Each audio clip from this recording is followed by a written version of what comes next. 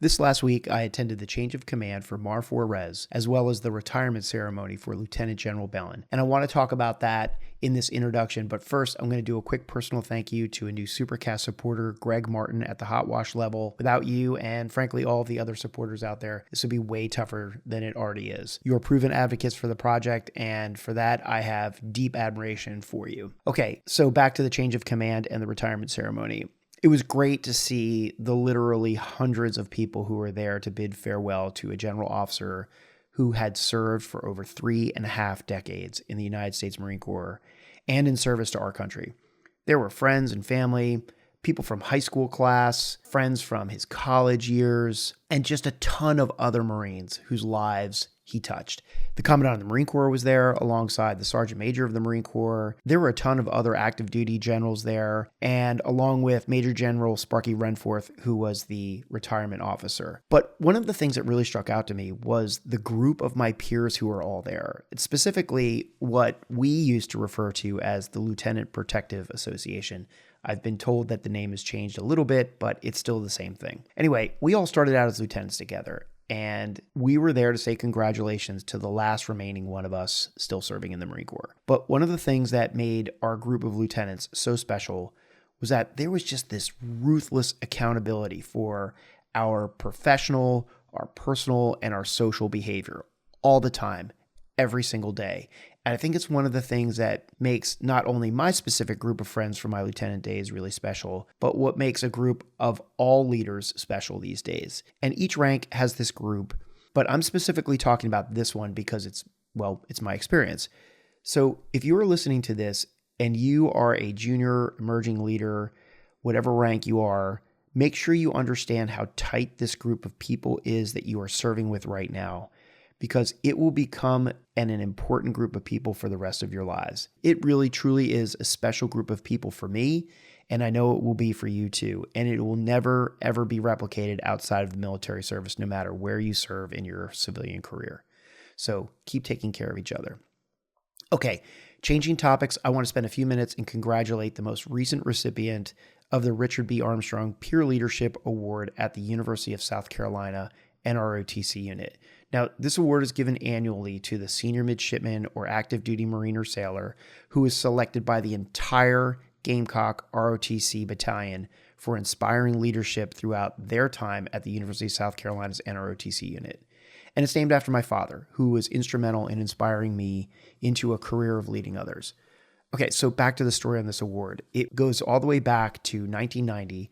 I was a senior Marine option about to be commissioned out of the ROTC unit there. And I lost a very close friend of mine whose name was Lieutenant Kin Smith to an aviation mishap as he was going through primary flight training. It was a major event in my life, and it prompted me within a week to turn in my guaranteed flight school contract and go ground officer. His family then created an award at the ROTC unit to present to a graduating senior Marine officer a sword that was inscribed with his name on it. And as any Marine officer knows, that sword is just a huge component of your life as a new officer, and it's something you keep your entire life. Now, that recipient was determined by the ROTC active duty officer staff, most of whom were Navy officers, and it was an award that was based on grades and favoritism, and I was not competitive with either of those things, and that award went to somebody who I felt didn't deserve to carry my friend's name. And it bore a hole through my soul that remains to this day, and I always vowed to address it. So several years ago, with the assistance of the Marine officer instructor down there at the University of South Carolina, I created this award, and it is awarded to a graduating senior of either service based on the votes that are cast by the entire unit of midshipmen. In other words, their peers and their subordinates, who I really consider to be the best judges since they really know the person the best. So, in other words, I don't allow any of the active duty staff, any of their politics, or potential favoritism to factor into this award. I just firmly believe that peer reviews are some of the best reviews, and reference my previous commentary about the Lieutenant Protective Association, and you kind of see where I'm going with this. So the recipient of that award, I pay for their commissioning uniform, and it's been going on for about 8 years now. So congratulations to Midshipman First Class Logan Boyer, who is this year's recipient. I wish you the best of luck as you go on to become a future surface warfare officer in the United States Navy. Midshipman Boyer is going to attend the Basic Division Officer course in Norfolk, Virginia, and then he's going on to be assigned to DDG 109 Jason Dunham, which is home port in Jacksonville, Florida. So Midshipman Boyer, go out there and do great things. I owe a quick and very public thank you to Major Ted Powers, who is the Marine Officer Instructor at Cornell's Navy ROTC unit. Major Powers was instrumental in lining up my interview with Colonel Paul Morita, and I really appreciate him facilitating that introduction, as I really think it turned out to be a great episode. So thanks a lot, Ted. Appreciate that. A quick shout out to Major Culver, who is the commanding officer of Red Stick Recruiting down in Louisiana. I got a chance to meet him at the retirement ceremony I just talked about, and he told me he passes the hours driving by listening to Moments in Leadership podcast. And brother, if you can listen to me for a couple straight hours with my voice for that long, my hat is off to you. So keep doing great things down there in the recruiting command, and Semper Fi. Okay, last thing. Starting with my next episode, I'm going to change things up a little bit with this introduction, and I'm going to talk a little bit about and feature some vignettes that come from you all, the listeners. This idea was given to me by an active duty Marine officer who suggested that I solicit some short stories from emerging leaders on challenges or decisions that they faced in real life out there in the fleet. And the intent is to just share a quick 1 or 2 minute story that someone has shared with me that can be a quick lesson learned outside the whole episode. So if you would like to send me your personal vignettes, I can make them anonymous or I can include your name, your choice, I don't care. But please just shoot me a direct message on Instagram, which is frankly the best way to do this, or send me an email at themilloffice@gmail.com, and I will just cut and paste it in and read the vignette as you read it to me. Okay, with that, this episode is with Sergeant Major Marcos Cordero, United States Marine Corps. Sergeant Major Cordero was appointed as the Command Senior Enlisted Leader of Joint Task Force North on 10 November 2022. He's originally from New York, and he enlisted in the Marine Corps and attended recruit training at Marine Corps Recruit Depot Parris Island in South Carolina, graduating in April of 1998. In September of 1998, he reported to the 3rd Assault Amphibious Battalion, Camp Pendleton, California. In April of 1999, Sergeant Major Cordero was meritoriously promoted to the rank of corporal. Then in January of 2000, Sergeant Major Cordero deployed to Okinawa, Japan with Alpha Company as part of the unit deployment program. And then later that year, he received orders to 3rd Platoon Delta Company up in 29 Palms, California. He then deployed with Charlie Company in January of 2001 as part of the UDP, and he participated in Land Forces Cooperation Afloat Readiness and Training. Then in October of 2001, Sergeant Major Cordero received orders to Recruiter School, MCRD San Diego, and in January of 2002, he reported to Recruiting Substation Manhattan, Recruiting Station New York, 1st Marine Corps District, and then in July of 2003, he was meritoriously promoted to the rank of Staff Sergeant. In September of 2005, Sergeant Major Cordero deployed to Iraq in support of Operation Iraqi Freedom 5 TAC 7, and then in March of 2007, he redeployed with Bravo Company to OIF 7 TAC 02. In February of 2008, Sergeant Major Cordero reported to Assault Amphibian Schools Battalion, and then in April of 2011, he reported to 2nd Platoon Charlie Company, 3rd AABN, Camp Pendleton, California, where he served as a platoon sergeant. Then in October of 2011, he deployed to Afghanistan in support of Operation Enduring Freedom 11 TAC 2. In April of 2013, Sergeant Major Cordero received orders to Transportation Services Company, CLB 25, in Stone Bay, Camp Lejeune, North Carolina, and served as the Inspector Instructor First Sergeant there. From there, he reported to 1st Combat Engineer Battalion, Camp Pendleton, California, where he served as the Headquarters and Services Company First Sergeant. In May of 2017, he reported to 3rd Battalion, 12th Marine Regiment to serve as the Battalion Sergeant Major, and then in May of 2018, he moved over to be the Sergeant Major for the 3rd Reconnaissance Battalion, 3rd Marine Division in Okinawa, Japan. By January of 2020, Sergeant Major Cordero had deployed with Marine Rotational Forces Darwin 20 TAC 2 as the Command Element Sergeant Major, and then he reported to Combat Logistics Regiment 3, 3rd Marine Logistics Group, where he served as the Regimental Sergeant Major. Sergeant Major Cordero has earned the Bachelor of Arts degree with honors in Organizational Management from Ashford University in November of 2015, and a Master's degree with honors in Strategic Leadership from the University of Charleston, West Virginia, in May of 2020. Sergeant Major Cordero's personal awards include 3 Meritorious Service Medals, 4 Navy and Marine Corps Commendation Medals, 2 Navy and Marine Corps Achievement Medals, and the Combat Action Ribbon. And with that, okay, Sergeant Major Marcos Cordero, welcome to Moments of Leadership. Thanks so much for agreeing to be a guest on the pod. Yeah, sir. Thank you. I know we've been exchanging communication back and forth for a couple of months, and finally timing worked out. So I'm just glad to be here and support you and the team. Yeah, thanks. This is great. I think what's going to be really interesting about this episode too, and everybody just heard your bio, but the fact that you're working for an Army 2-star. So this is kind of interesting, right? Because we have this joint command leadership team, and we'll get into some questions on that because it must be a whole new environment for you. But I really want to start out with, who is PFC Cordero, or even 18-year-old Marcos before he even joined? I know you're from New York and you're an Amtracker, so we share that passion, yas and good stuff there. But if you know, you know. But maybe you could start out by just telling us, like, who was the kid that joined the Marine Corps? Yeah, the kid that joined the Marine Corps wasn't even trying to join the Marine Corps.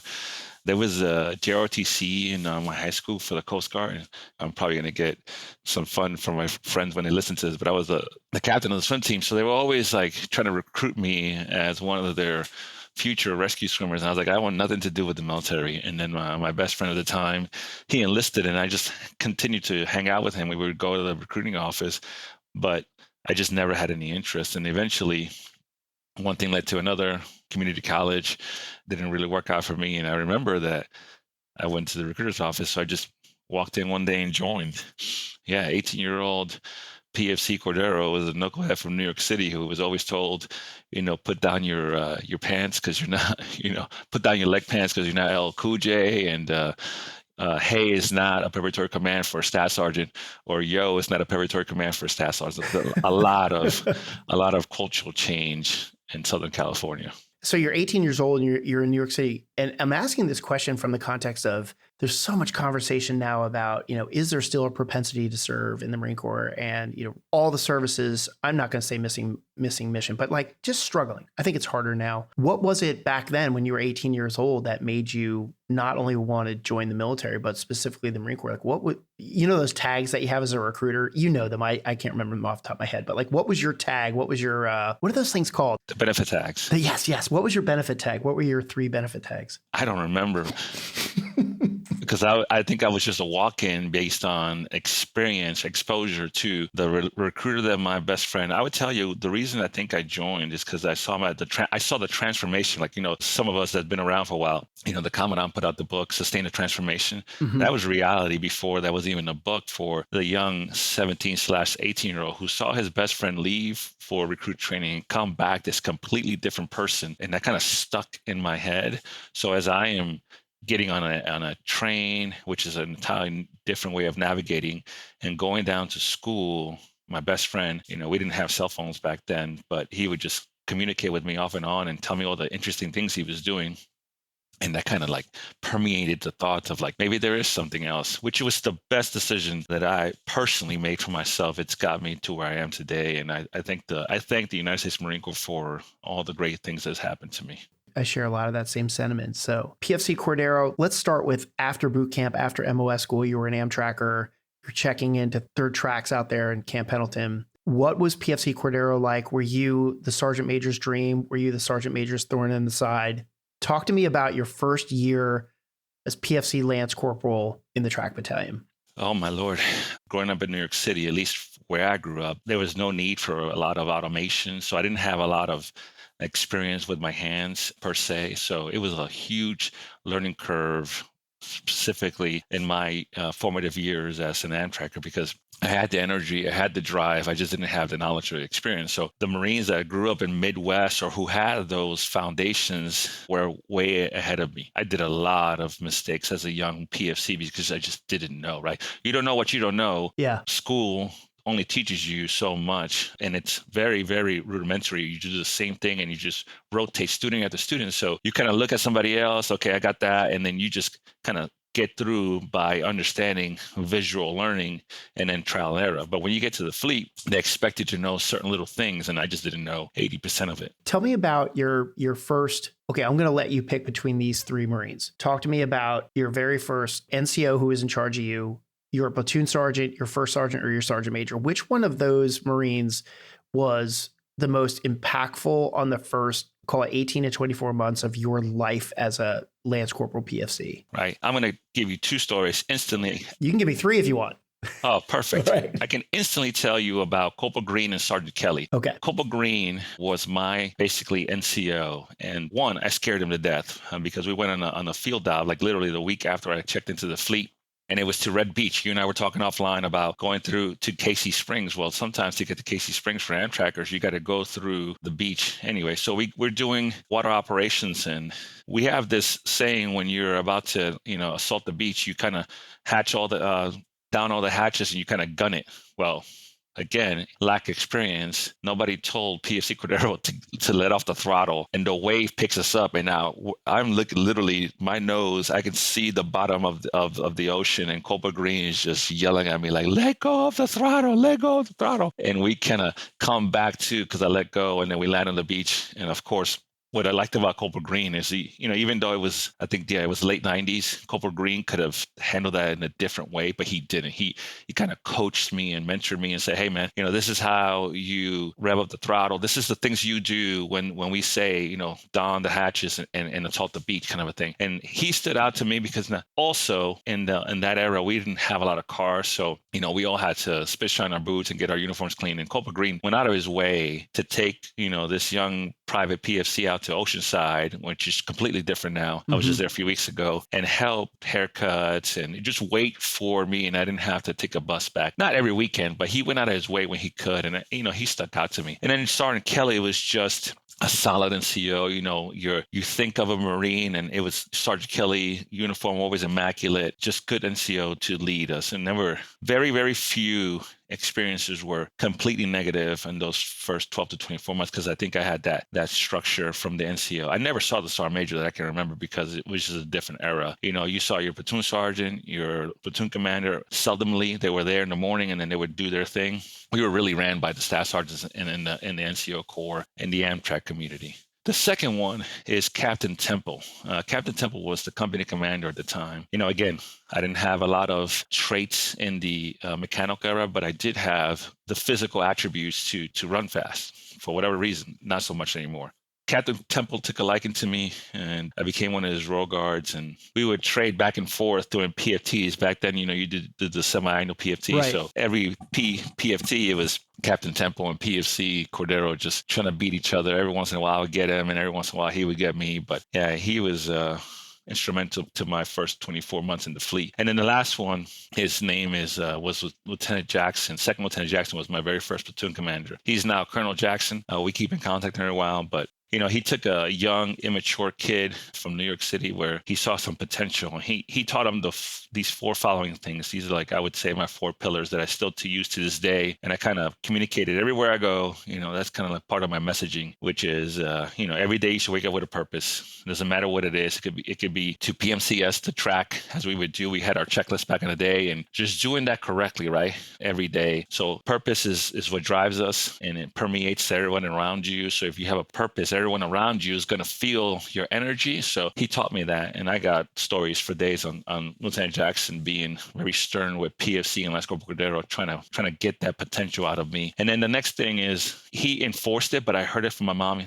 constantly when I was a kid, which is influence, right? Show me who your friends are and I'll show you who you are, kind of a thing. Successful people hang around successful people. That has, especially as a PFC and a Lance Corporal, right? The Marines has a lot of great Marines, but there is also that 10%. There's always that 5 to 10% that just are the negative naysayers, right? So surrounding yourself early in your career with those influential Marines that can have a positive impact on your life, or that have the same aspirations as you, is so impactful, right? Because it sets up you early in your career, both officer and enlisted.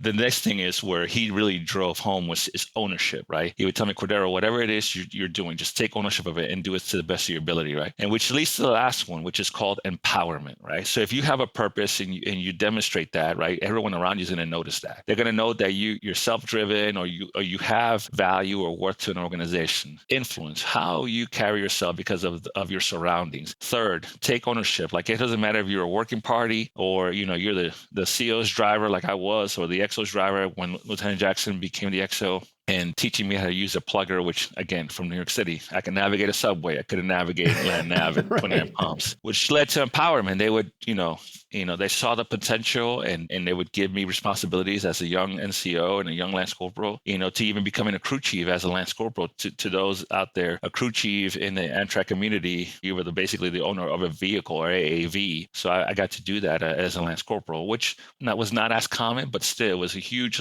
booster. Like, hey, you're now the crew chief of this vehicle because you've demonstrated your worth. So those are the three Marines that had a huge impact on the formative years of Lance Corporal and then eventually Corporal Cordero. Yeah. You know why I love those stories so much is because there are PFCs and Lance Corporal, hopefully, listening to this. And I know there's corporals and sergeants listening to this and other emerging leaders.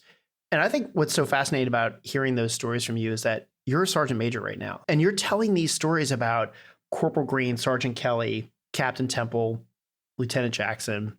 And those people had such a massive influence on you as a young man that those were your early on moments in leadership that you're now telling me about these as a force level sergeant major. People who are listening to this need to understand the gravity of what you just said because it's so powerful. You're talking about these things that happened to you in the first 18 months and you've got your 4 pillars and you still live by them today. And that's awesome. I just think that there's such an opportunity for the connection between NCOs and PFCs and Lance Corporals. Those moments in those PFCs and those Lance Corporals' lives are so formative, and those NCOs have such a massive opportunity to make an impression because here you are. I'm assuming you're at close to the 30-year mark, right? But still, I hear those stories and I think to myself, I'll just use Corporal Green and Sergeant Kelly, right? They have left a legacy with their leadership that has endured for 25 to 30 years and is now embedded in a force level sergeant major.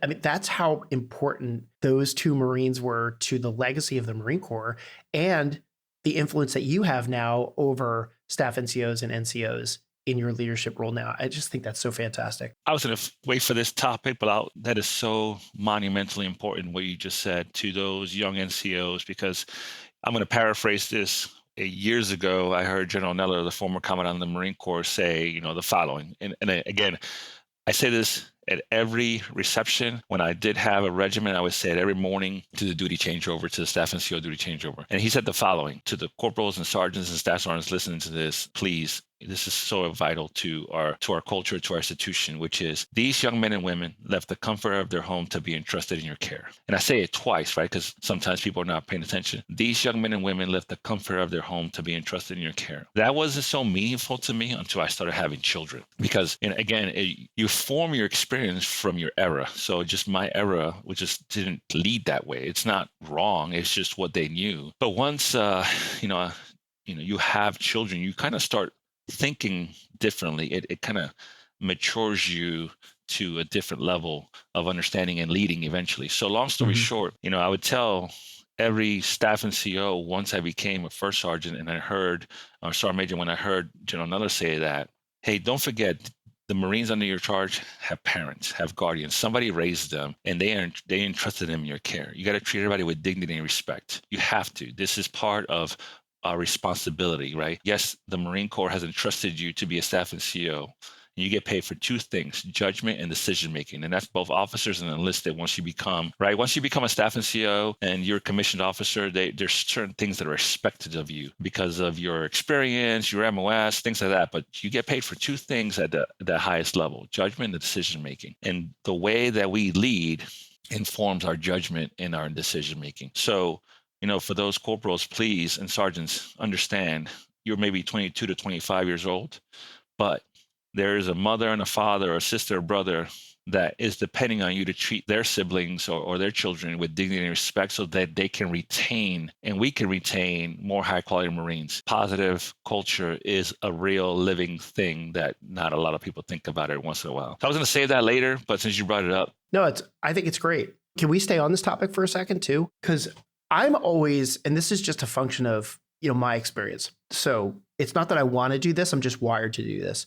I'm wired to look at every relationship from the officer perspective because that's my background. Right. I want to be better, and this project makes me so much better at this, but to view things through the eyes of the enlisted lens, which I don't have, right? I'm not prior enlisted, so I can only think I know it. So my perspective, when you talk about young PFC Lance Corporal Cordero and Kelly and Green, and I think, okay, but there's a Kelly and a Green for Second Lieutenant Armstrong checking into that Amtrak battalion too. You made the funny story about you didn't say batten. What'd you call it? Don the hatches? Yes, sir. Yeah, right. Yeah. So, and you didn't know, and you drive and they accelerate and they're yelling at you and everything. Okay. And you said, I'm paraphrasing, you went to school and you learned, but you didn't really know what you didn't know until you get out there. You really start. Okay. Guess what happens when a brand new second lieutenant comes into a platoon? Right. Same thing. But the difference is they're in charge and they have some sort of authority to impact and affect everybody in their purviews, day, life, everything else. That's kind of a huge difference. But if the Kelly and the Green are grabbing that lieutenant and doing the same thing that they're doing for PFC and Lance Corporal Cordero, that lieutenant is going to get better, faster, and be a better leader in the long run. Because here's 100%, this is what I know. Somewhere in the lieutenant community of the United States Marine Corps right now, as you and I are speaking, is a future commandant. Mm-hmm. Who are the Kellys and the Greens out there helping that lieutenant become the next commandant? Because if I'm ever fortunate enough to interview a commandant on this podcast, I'm going to ask them about second lieutenant commandant, and they're going to tell me about their version of Kelly and Green. Right. They just will. Yeah. And to your point, sir, again, you view things from your foxhole. So from the Amtrak experience that I had, that is one super beneficial aspect that we provide the officer corps in shaping them. And before I even start that, right, a few years ago, his Sergeant Major Greg Harding, he's retired, still keeping in contact. He was at the Sergeant Major for relief and appointment. Yeah, I was about to speak joint here. They call it change of responsibility, right? So the relief and appointment. Right. Long story short, again, he embedded in me. He's like, hey, Cordero, do you just assist in enlisted matters, or do you assist in all matters, right? Do you advise? Do you coach? Do you mentor just enlisted, or you advise, coach, and mentor all? And of course, the answer is all. So personally, and as part of my leadership style, I try to embed that into all staff and CEOs. Like, hey, who do you shape, mold, train, teach, equip? And the answer is all. Especially those young first sergeants just don't know, right? Because they see the senior officers, the majors, the captains, and the lieutenant colonels that could be part of their staff. And they're like, some of them don't have the reps and sets to kind of be comfortable to have those uncomfortable conversations with those officers. And you have to have that. That's how they're shaped. That's how they're developed. And some of them are staff officers that don't have the same career path that Second Lieutenant Buckles had with a staff sergeant in the Amtrak community who has 12 to 15 years of experience. And he comes in and he says, hey, Staff Sergeant, this is what I want to do. Gunny, this is what I want to do. Let's go on the dry erase board, drop our TEEP, our white space that the battalion, the company has given us. And of course, the gunny, and I'm pretty sure you and I talked about this months ago, this General Zinni, right? You have the experience versus the education, and how that is the secret sauce to the military of the U.S. Department of Defense, right? The professionals in the profession of arms. And that is required, right? For that, your second lieutenant to have that gunny or that staff sergeant say, okay, great, but did you think about this? Did you look at the manual for this? Because your great idea doesn't align with, whatever, TM10 back in the day roadmap that we have, and it's unsafe, right? And they help mold those officers to who they are today. I look back on my lieutenant time, and they were the most influential people in the development of who I was as a leader were the enlisted Marines in my platoon, not necessarily the other lieutenants I was hanging out with. Yeah. I am still close to my very first platoon sergeant. I see him once a year, one of my closest Marine Corps friends, and I was so grateful that I had him as my first platoon sergeant, because that relationship makes or breaks it.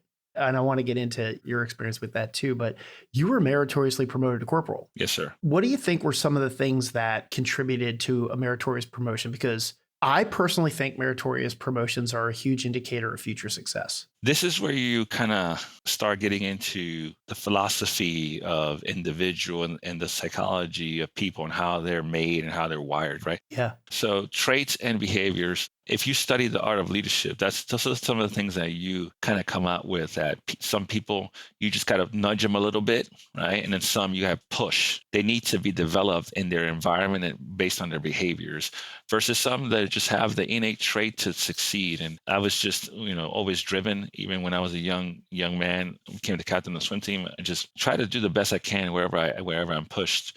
Some sergeant major told me once, we don't do JV stuff around here. We operate at the varsity level and try to strive for the Pro Bowl level. So when I was a young Lance Corporal, again, Lieutenant Jackson saw a kid with potential. He pushed him, right? He tried to give me purpose and give me that influence. And I think that formed my mentality to try to do the best. And again, I think, Second Lieutenant Sergeant Kelly, all those that I mentioned earlier, saw the potential, because you just don't get put on a meritorious board because you're just around, right? Because you're breathing. Yeah. Someone has to select you out of a platoon of, 30, 40, 50, depending on the size of your elements, and say, hey, I want to put that young man or woman up for this program, whether they be Marine of the Quarter, into the Quarter, because they've demonstrated the value and worth that we seek in these different categories. And I think that's important to note for those listeners out there. that you have those Marines in your ranks, sailors, airmen, speaking joint, that want to do better. They just need someone to say, hey, I see the value in you. I see the potential. Let's try to start to groom you for a meritorious promotion. That wasn't the case for me per se, but that's something that has developed in my mind as I see those young men and women in the ranks and the formation that they have the spark. Someone that just needs to pull them out and kind of give them that coaching and mentoring and teaching that they need to say, hey, you have potential. Let's start working on, volunteerism, education, and giving more responsibility to groom those. And again, there's that 80-20 rule, that Pacheco rule of, you're going to have those guys. It's just guys and gals. It's just not everyone, and it's okay. Right? It's not meant pejoratively to say that Marines need to be operating at the top level. It's just some have it, some don't. And that's, I think, what someone saw in me. And then I was fortunate enough to be selected. So transitioning into your time as a corporal, I don't know if I've said this before in any other episodes, but I think the two hardest ranks, not worst ranks, hardest ranks in the Marine Corps is corporal and second lieutenant. Because as a corporal, you're now moving out and you're not even leaving the unit. I think this is what really makes it hard. You're still with the Marines, right? But now all of a sudden you have this new thing on your collar and these new stripes down your legs and a new oath and a new creed and all of this stuff. And now you have some responsibility and authority, but it's still the same people that you knew the day before. What are some tips that you have for the folks who are listening to this and they are either in their first 6 weeks as a brand new corporal or they're coming up on a promotion to corporal in the next couple weeks? They see that as being one of the most daunting challenges of their future. I mean, I can tell you day one, after the very next day or very next week, I can't remember specific, but I think his name is Staff Sergeant Spears is his name. His name is eluding me, but we were, just like any other unit in the Marine Corps, you got field day and then we called it ramp field day, motor pool field day, whatever you want to call it. Here I am, meritorious promoted to corporal. And like you said, my friends who were Lance Corporals with me last week are now junior to me. And first thing that Staff Sergeant Spears says is, hey, Cordero, you got ramp field day. So of course, that transition didn't immediately happen. I didn't get pinned to meritorious corporal and became, the super squared away supervisor, because all corporals are working supervisors. That's what I was, that's what was ingrained in my experience. And I told the guys, like, hey, let's do ramp field day and let's get it done so we can go back and do field day.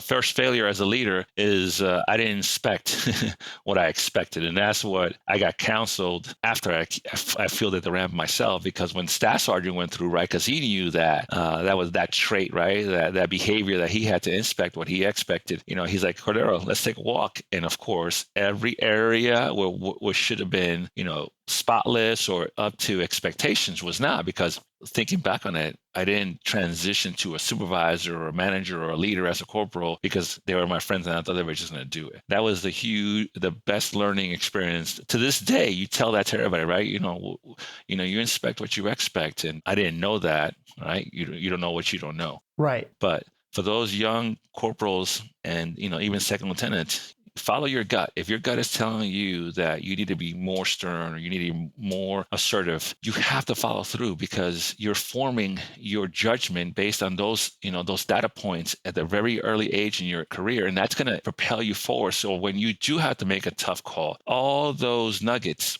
those breadcrumbs is going to give you intuition to those tough decisions that intuitively you're going to know how to navigate those dark waters or those rough days or those rough patches, especially for that young second lieutenant who's going to be a battalion commander one day, or OPSO or something like that, that's going to require that level of judgment and decision making in not in an instant, but rapidly, because of the operating environment or whatever's presented in his or her case. Same, a staff sergeant, right, that's given a direct order to go take a patrol from here to here, as him being the platoon leader, needs to have those reps and sets as a young corporal to make those tough decisions, to be uncomfortable telling a peer group or juniors that were his friends early, hey, let's do this. And then if they don't, bring them back in and say, hey, listen, this is not personal, it's professional, and let's get this done. And it will pay dividends in the future. I've got a really similar experience with that inspect what you expect, because I think we all know the saying,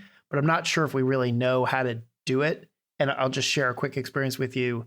Second lieutenant, I was a headquarters platoon commander, which meant I owned all the gear in the artillery unit, right? I didn't own it. You were the RO. Right, exactly. And so my battery commander said, I want to do a headquarters platoon inspection of all the gear. You have however long to prepare, but it's going to be on this date. So layout, right? Lay out Yeah. all the radios, all Yeah. the vehicles, all the SL3 gear, all that stuff. And so the Marines for like a week, they were like cleaning everything, getting everything ready, all lined up, all the vehicles like parked in a perfect line, all the bumpers aligned, everything was covered in a line, looked great. And the CO came and I had everybody in formation behind the radios were all laid out, had the whole platoon formation. And he came in and he dismissed the entire platoon. And he said, here's what I want you to do. I want you to start with getting me the vehicle record jacket for my Humvee, and you pick 3 others. Okay, great. So I do that, and just him and I. And we walk out to his vehicle, and he says, I'm the A driver of this vehicle. So if you open up the record jacket, there's the last PM work, right, where you click off all the things you're supposed to do post field op. And let's go through and inspect every single one of those things that have been checked off. So like the grease fittings and the CV boots and all that stuff. We're under there. He's like, okay, see, like, and you see here where I marked off, this is broken. And you can see the arrows open up and everything. Great. He goes, let's go look at the 3 other Humvees. Who's this Humvee? This is Sergeant so-and-so's vehicle. He's in the FDC, whatever. Great. See how everything is checked off here. There's not one single discrepancy anywhere. There's not one single mechanical thing. It's like, this has been pencil whipped. Let me show you how you'll know this right away. Get the creeper. Let's get underneath the vehicle. And everything that he showed me that was done in his vehicle was not done in that vehicle. And he's like, the reason this is done in my vehicle is because I'm the A driver. I make sure these things are done by the driver and I together post field op, and these Marines aren't doing it on these other vehicles. This is what you need to look for when you're inspecting an inspection. He's like, the cover and alignment and all of that, it shows that they took great effort and that's appreciated, but you're here and inspecting something and this is what you need to look at. Look at maintenance, vehicle records. And I was like, whoa. But what's so informative about that was that he basically wasn't there to do an inspection. He was there to use the inspection as a tool to teach me how to do an inspection. And let me tell you who was one of the best people to ever do an inspection for the rest of his life. This guy, right? Because now I knew how to do it. And it was so awesome because I learned how to inspect what I expected rather than just being told, hey, inspect what you expect. Because if you don't know what to inspect, what the hell do you really even know? Right. So let's fast forward to Sergeant Cordero, because are you still in the Amtrak battalion when you were a sergeant? Or I was. Yes, okay. Sir. Talk to me about some of the leadership lessons that you learn in your moments of leadership, because now you're a sergeant. So you're mentoring corporals, but you're also interacting with the platoon sergeant more, probably the platoon commander a little bit more.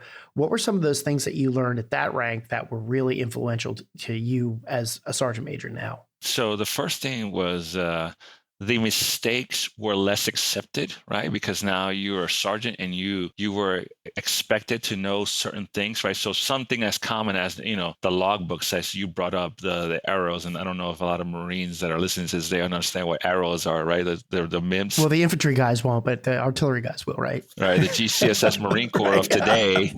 Right? Sorry, infantry, I got to take my swipe there. I spent hours doing arrows back in the day. That's little PTSD there. But the logbook entries, right? The semi-annuals, the quarterlies, the PMCS checklist, which is like, they print them out back then, and it was a big deal because we didn't have a lot of, paper for the monthly, right? So not inspecting what you expected as the assistant section leader, as I was at the time as a sergeant, was not tolerated by, the section leader. And again, a section leader is usually a staff sergeant, and he's in charge of 4 vehicles. In an Amtrak platoon, there's 12 vehicles, depending, unless if you're going on a MU, and there's 15. And so those nuances were not as tolerated as it was as a corporal, which is a working supervisor, depending on, again, how many years of service you have, and you should know better kind of a thing, because even senior lance corporals understand in an Amtrak community what's required. Same thing with the SL3 layout. As the assistant section leader, none of that was tolerated. And most importantly,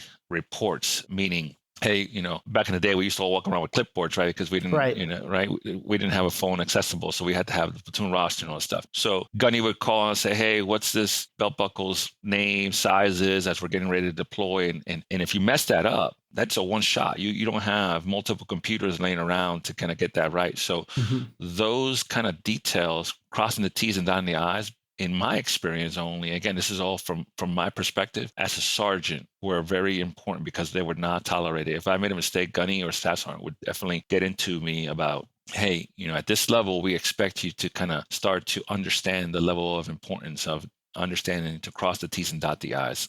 That was basically at the Amtrak level where I started to really hone in on the fact that attention to detail was instrumental to the success of a mission, right? Because if Gunny tasks you to, set up the logistical requirements, and that for us, right, that's camp sticks, trash bags, the things that you need to operate in the field or deploy, and you don't have that when it's needed, especially batteries for MVGs. Mhm. Now you have an abstract platoon stuck with a company of infantry in the middle of nowhere. You can't navigate because you can't see. Going off to our conversation earlier, I don't know if that answers your question, but that's basically where I learned from becoming a working supervisor to a supervisor / manager in layman's terms. So at this point in your career, I feel like I can now throw this question in, which is, what were some of the best lessons you learned from some of the worst leadership you observed? Because now as a sergeant, you've seen some bad leadership. Yes. The one thing that I learned later in my years that I didn't know, again, you just don't know what you don't know. And we'll talk about this here in a few minutes, how knowledge is really powerful, is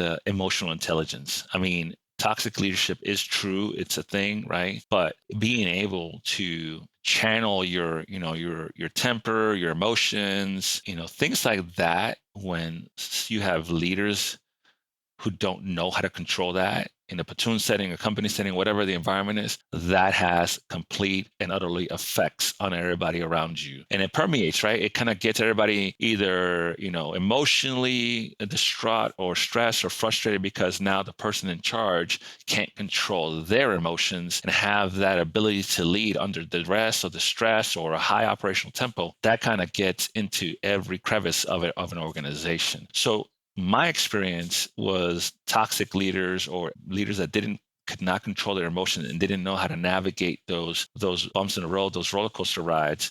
They were able to have a detrimental effect on the readiness and the retention and just the genuine operational tempo of a unit.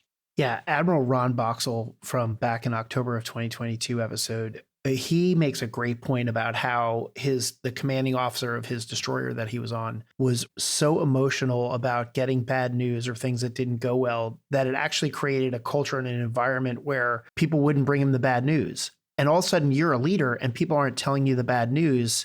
Literally, they were heading into shallow water. That's such a great point. I do think it's really instructive to hear from senior leaders about what are some of the examples of bad leadership that they saw, because it gives every listener an opportunity to say like, oh, wow, I'm going to make sure I don't do that. And I agree with you. I think if I can go back and rewind my career, I've said this a couple of times, like I would have not been a yeller. There's a million reasons why leaders become yellers. A lot of it has to do with how we're brought up in the military. But boy, I would change that about myself, because if I had just cooled off and listened, probably would have made better decisions and come up with better solutions. Absolutely right. I won't say the company commander's name, but we had a company commander who, just like you just mentioned, that admiral, is like, we would have our company cubs and we would present whatever, you pick the category that was not, in accordance to plan, right? Murphy's Law is a thing, right? Right. It was just immediate. Fire gasket would go off and everybody in the room would now it was silence on the net because nobody wanted to continue to present either not great news, some hurdles they got to overcome. They need his guidance, they need his resource, they need his assistance, they need his rank, his billet to kind of get things to the finish line. And because of that, we were apprehensive of bringing him things at times. And not always, right? It just depends on the mood. And we should not no one should go into a meeting wondering what mood the boss is in, right? Right. Yeah. I'm reading this book right now. It's called Crusade. It's a story about the whole Persian Gulf War. It's written by Rick Atkinson, who things like Long Gray Line. I'm only 100 pages into it, but one of the themes I'm just seeing over and over again was Norman Schwarzkopf's violent temper and how everybody knew it. And I just thought to myself, my God, if this is the point 100 pages into, a 600 page book, what are some of the other stories about this guy's temper that I'm going to look at and say, like, my gosh, what if somebody else without that sort of temperament had been leading that war? Mm-hmm. It's amazing how much people's temperament can leave a lasting impression on others. I still remember some of my worst commanders I ever worked with were the ones that had the most volatile temper for absolutely no reason. I think they just thought because they were asserting themselves.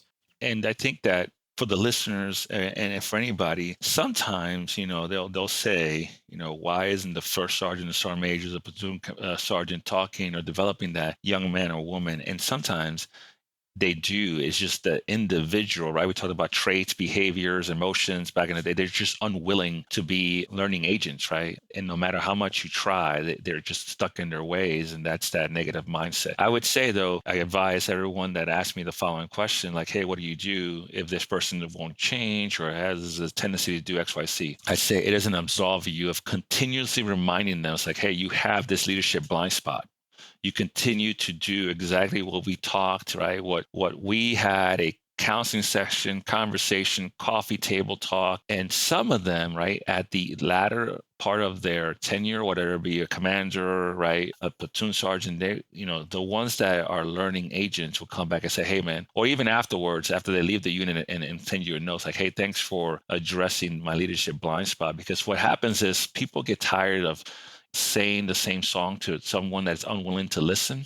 But I've learned many years ago that it doesn't absolve you, especially at this level. You need to address that continuously because they need to be reminded, because they're just go back to their normal habits, right? People are just creatures of habits. And if they're not learning and developing, they're going to go back to their old ways. When something becomes, erratic and it's not going perfect, they're going to just revert back to what they know, their norms. And that's when you come back and say, hey, let's have a conversation. Everybody take 5 and come back in 20. And then we come back and try to set the mood again and drive forward. What sort of advice do you have? And I'm asking you this as Sergeant Major Cordero, not Sergeant Cordero, where we were kind of in that realm there for a moment. But based on all of your experience that you've had and on this topic of, counseling and stuff, what advice do you have for leaders who are in a position where they are actually judging and formally evaluating others who have actually made a mistake? So you can think about company, battalion, regimental, office hours kind of things.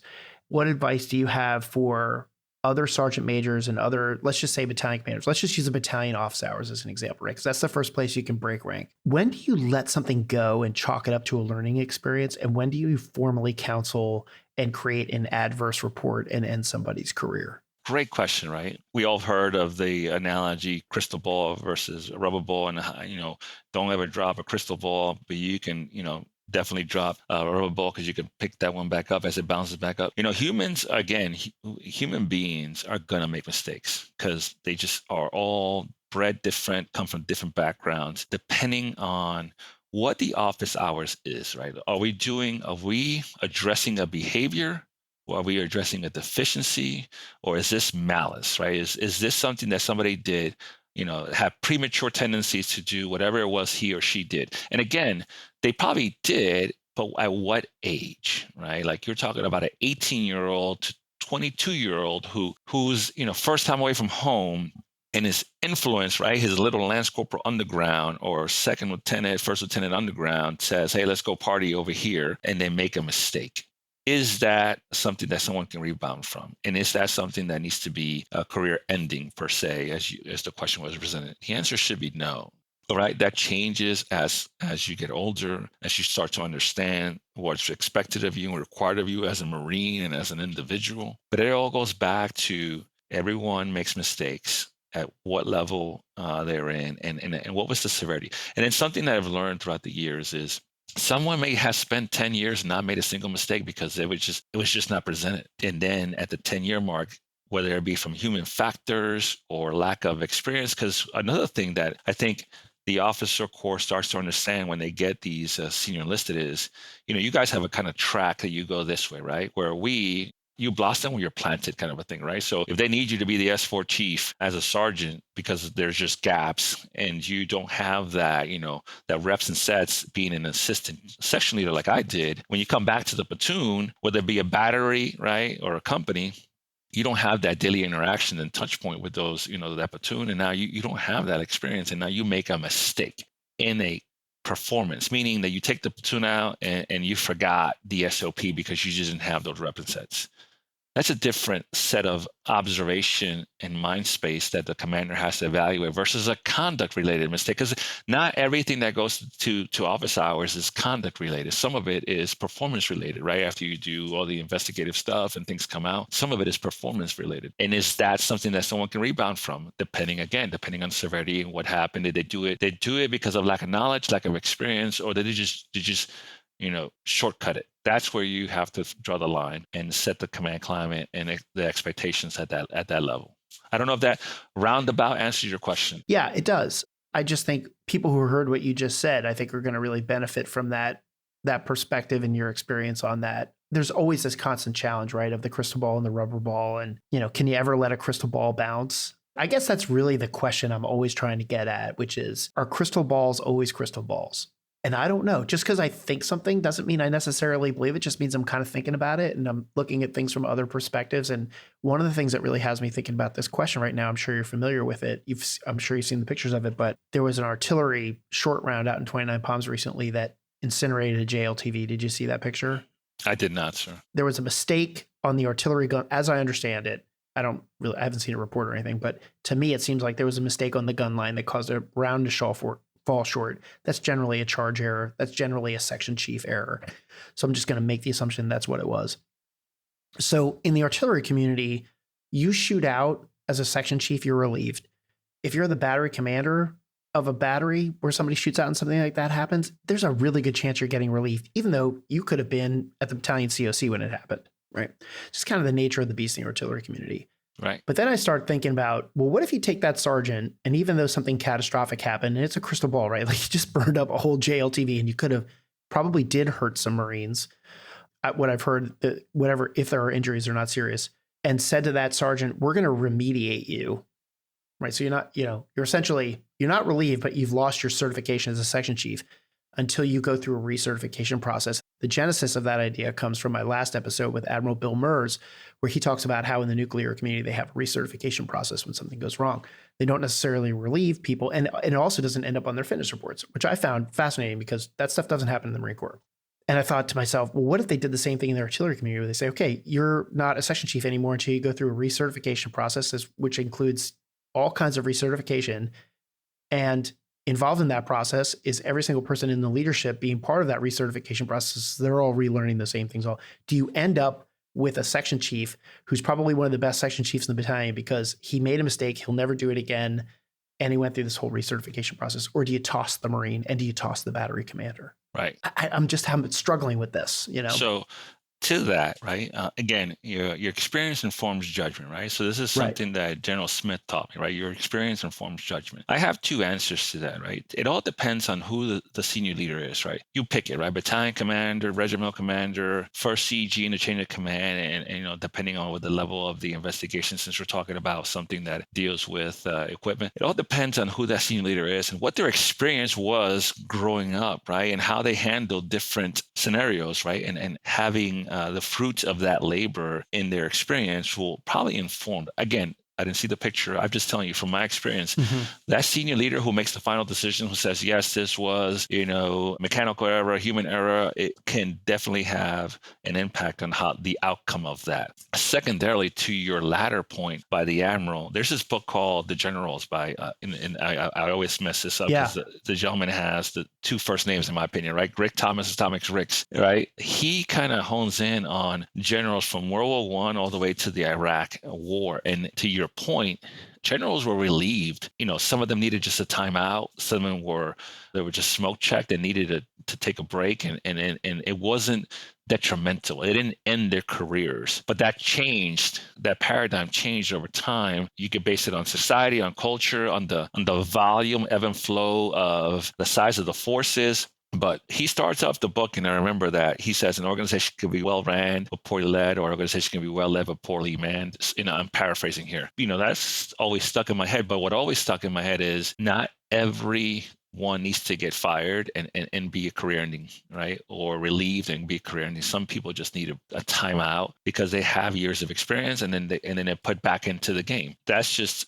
my 2 cents on how I would advise a commander, depending on the levy of the investigation that's presented in front of us. And whatever situation scenario, we have an organization that plugs you in when they need you, and not everyone has the same career path and experience. And that sometimes needs to be taken into consideration when things happen, whether it be misconduct or performance, because again that S4 chief is a prime example. Like, he's there as a sergeant, and then 3 years later he's moved back to the section, whether it be on recruiting duty or an SDA or S4 chief, an example.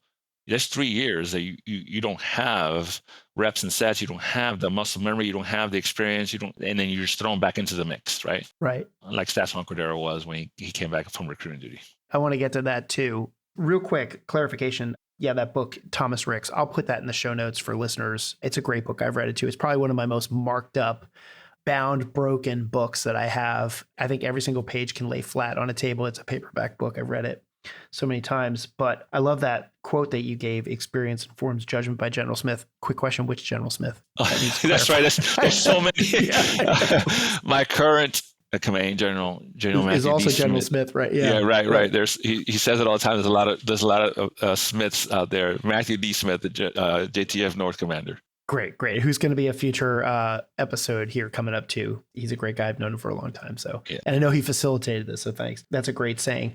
One of the things that's interesting to me about your bio, and it is going to require a little bit of an explanation, but at some point in your career, you ended up in Delta Company, Third Tracks, which for those of you that don't know what that means, that's an independent company that's up in 29 Palms, all off on its own away from the battalion CP. So Dave Armstrong would call that Delta Battalion, but okay, they're up there by themselves. And that had to have created some unique leadership experiences for you, so far away from the flagpole kind of independent duty.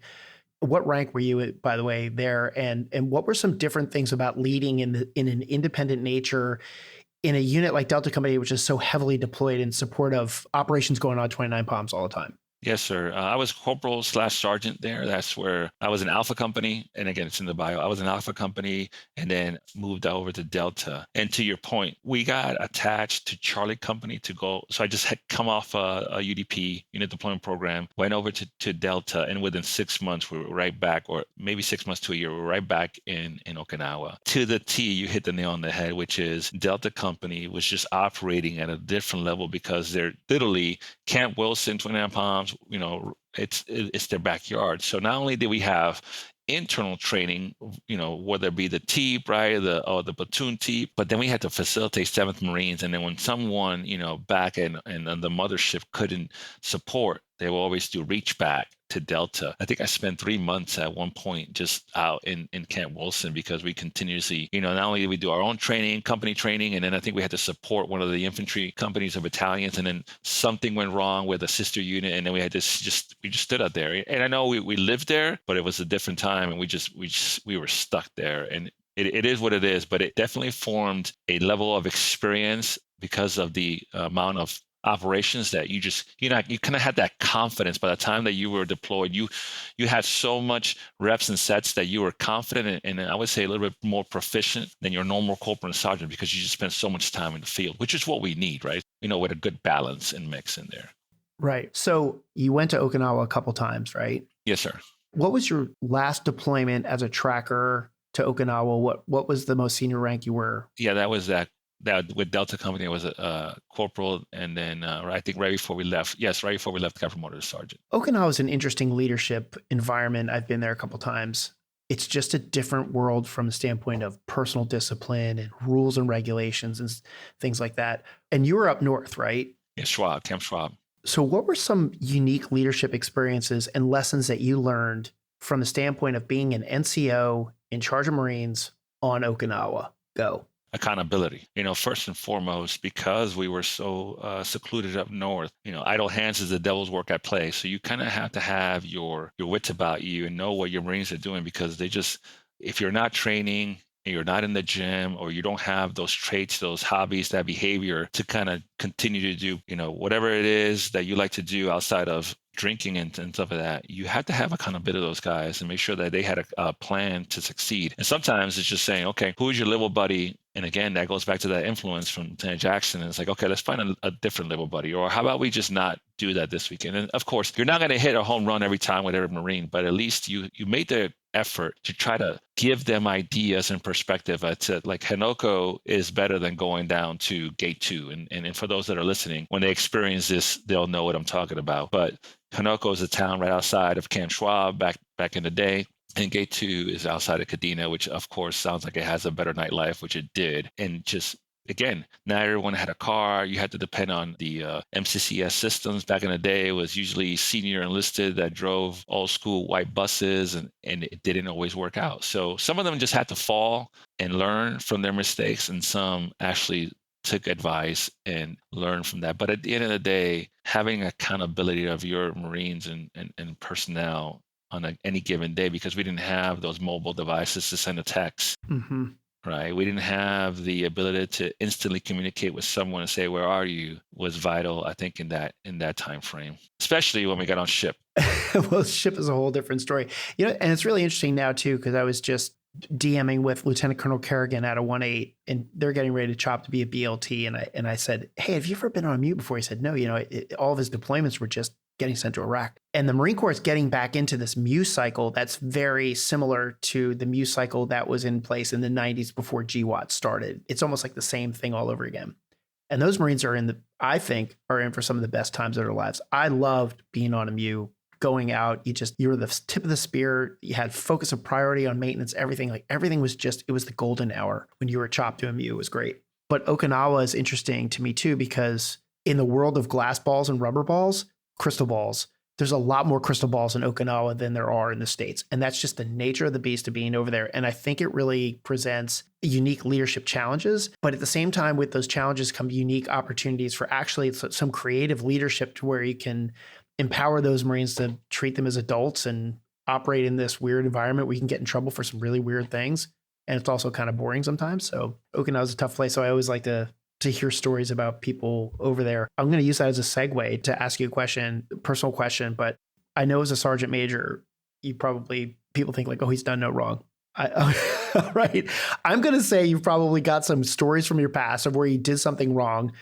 Can you tell some stories about some missteps that you had early on in your career? And the reason I think this question is important is because it lets junior Marines know that doing something wrong doesn't necessarily keep them from promotion or anything else, because here you are.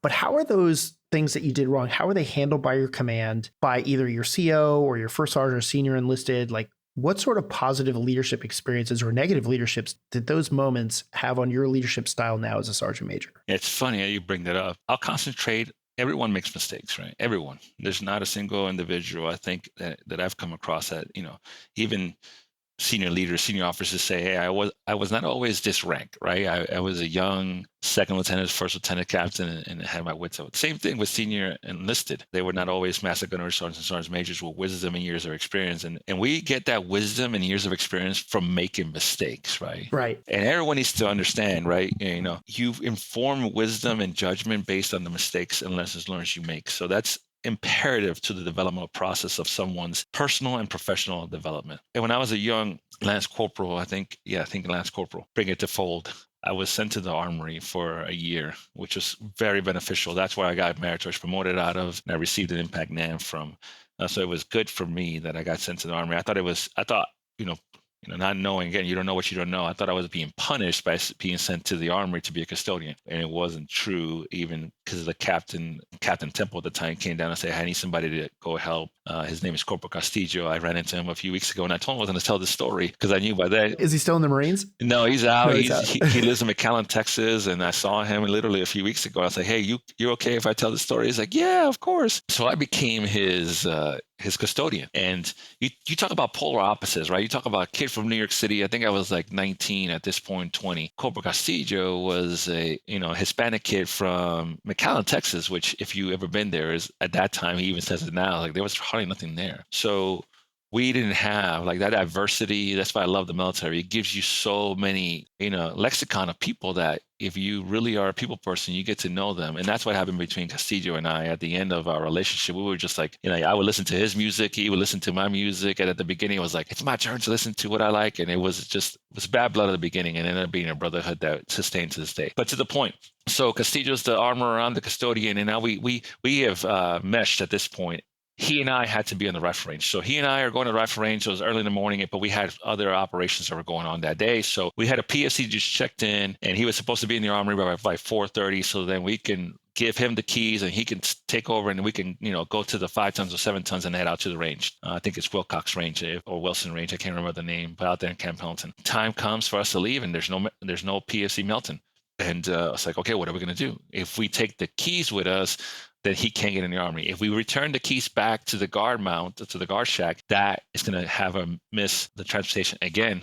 Before we all had cars, things like that. So it was PT, and somebody else out there where you should have ran to the guard shack and told somebody, but we didn't have that, that level of experience to have that decisive decision-making ability like we talked about a few minutes ago. So what we decided to do, what we conjured up was leave the keys on the table and halfway close the gate and then lock the vault, because we knew that he knew the code. So anyway, we leave, the young man comes, and for whatever reason, Murphy's Law gets everybody, and he's opening the vault, and there's a staff and CO, Staff Sergeant Shears, who I found out earlier, who was standing right next to him, and he saw the gate was open. So, Castillo and I when we came back, we had a security violation. So how did they handle it? They formally counseled both of us, and Chief Warrant Officer 5 Schneider retired. He says, Cordero, I expected more from you.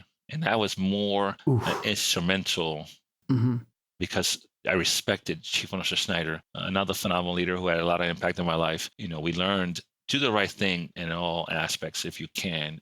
But what was so instrumental about that was that they could have taken us to office hours, but instead they knew that, yes, it was a security violation. Yes, we did violate, but we didn't do it because it was nefarious, right? We did it to try to take care of another Marine who wasn't there. So I think they found the balance in how to handle that scenario, because they saw that we had potential, because they knew that it wasn't nefarious, and we were trying to do the right thing. And I think that's something that helped shape how I advised, when I became a senior leader, how I advised or recommended commanders, take action on whatever was presented in front of them in an essence. Just a quick reminder, if you can help support this project, there are links in the show notes to my Supercast site, which has membership levels to help defray the costs associated with this project. Any money I have left over at the end of the year is donated to veterans organizations. You can also find links to merchandise, t-shirts, and things like that help out as well. And of course, leaving a review on Apple Podcasts, my YouTube channel, or Spotify are free ways to help as well. At the very least, do me a favor and just please leave me a quick review on Apple.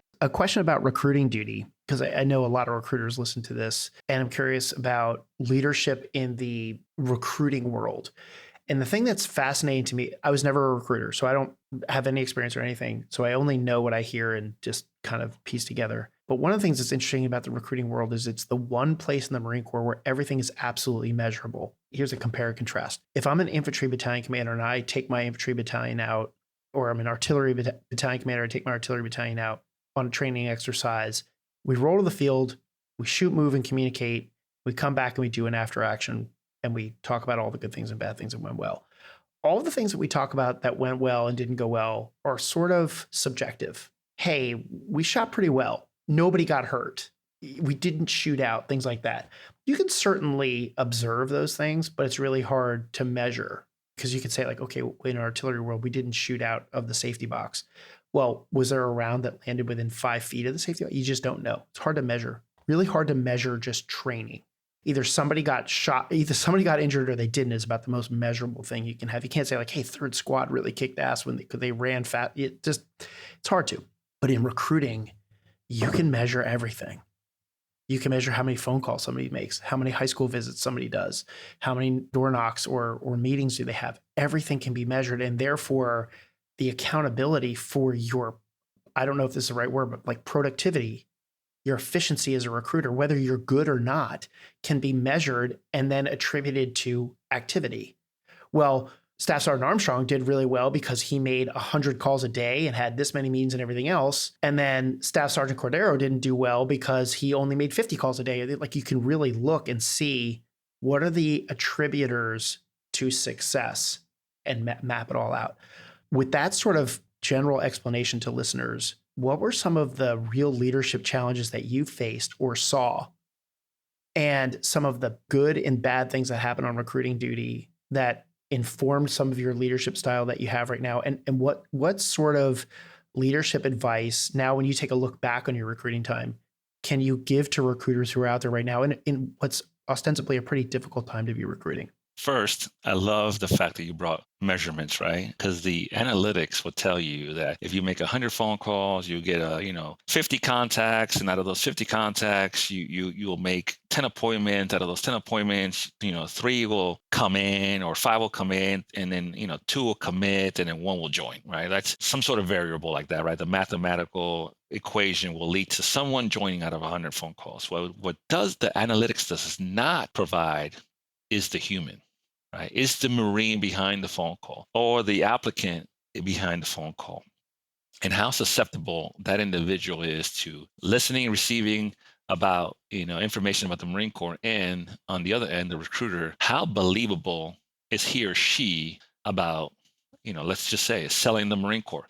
That is always something that, and I would say that I was a successful recruiter because I was good with people, right? I'm just generally always been told social butterfly and something like that. So that's something that I always found interesting when then, they would do the training, they would throw out the analytical numbers of, hey, if you make these many contacts, eventually you end up with a contract. That's technically true if you continue to do the numbers. Eventually, even what's the old saying? Someone gets lucky a day. I forgot what it's called, but everyone's going to get lucky at least once a day. But there has to be the believability, right, of personality behind that individual Marine recruiter trying to bring somebody into their office or meeting them on the street or talking to them on the phone. So some of the challenges that I saw where people were unwilling, that just went out on recruiting with a bad taste in their mouth. They were jaded. They didn't want to be there. And that's something that always came up to fruition when they were doing their professional selling skills. They call it something else now, but that's what it was called back in my day.